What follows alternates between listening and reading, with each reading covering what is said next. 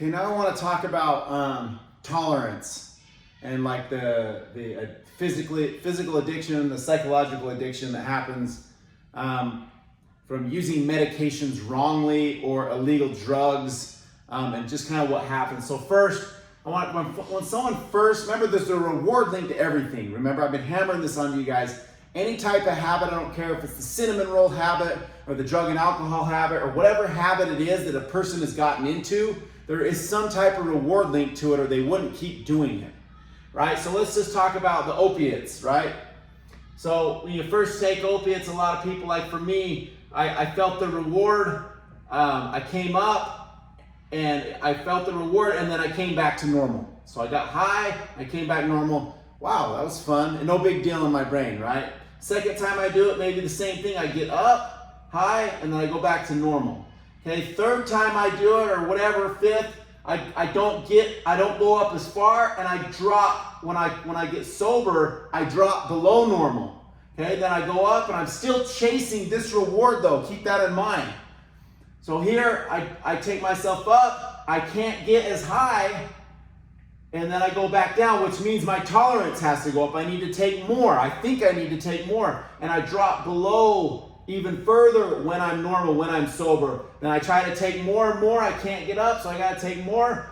And so on and so forth until after a while of use like this, you're going way down below normal when you're sober, which means you're depressed and flat. And then every time you take it, you end up coming up to just normal. There's no more high. And a lot of times you can't even get up to being normal anymore, right? After a long time, that's how your tolerance builds with these substances. And it's like that with everything, right? I used opiates as an example, but any of these substances, drugs, alcohol is the same way. You build up a tolerance, you got to drink more and more and more, and you're always trying to capture that same reward. Your memory tells you, oh, you can get to this same level.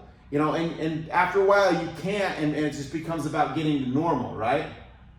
So then we're gonna always be chasing the reward, okay, after we get addicted to these substances and our tolerance builds up to these substances, right? So then all of a sudden now, after a long time of continued use, we have this thing that happens to us called a psychological addiction, okay?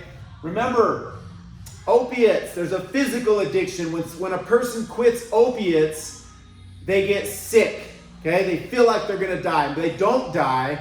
It's not something that will kill them. A lot of them, if you quit cold turkey with opiates, but people get massively sick, which is why there's detox centers. Alcohol, on the other hand, if a person's been drinking continued use, high level use of alcohol, and they quit cold turkey, they have the chance of dying. They have the chance of going into a seizure. Right? Alcohol is one of those ones that you can't quit just cold turkey. You need to go to a detox center and be safely taken off of alcohol. And the same thing with your Xanax or your benzos. Okay, your benzos. When you're taking those benzos for a long period of time, it's very dangerous just to quit cold turkey. And so again, that's why there's detox centers. Opiates, no. Alcohol and Xanax, yes, okay? Now, as far as your amphetamines and like your Adderall and your amphetamines and your weed and these other substances, they have more of a psychological effect. Amphetamines, when you come off amphetamines, you really low fatigue, really bad depression. It affects the psychological really bad, but the physical withdrawals aren't as bad as like the opiates. Same thing with marijuana. You quit smoking weed, that's why people always say, oh, weed's not addicting, weed's not addicting. Well, okay, yeah, maybe not physically, but mentally, it's very addicting and psychologically addicting, okay? So let's go back to this, the psychological addiction. What happens when that links up, when you've linked your brain up to that reward? Remember the 6-lane freeway going to the opiate reward. You've done that over and over, so you have this huge reward. Well, now you're always thinking about opiates. When you're sober, you can't stop thinking about them. It also leads people to great lengths to wanting to obtain the opiates. That's why you see people,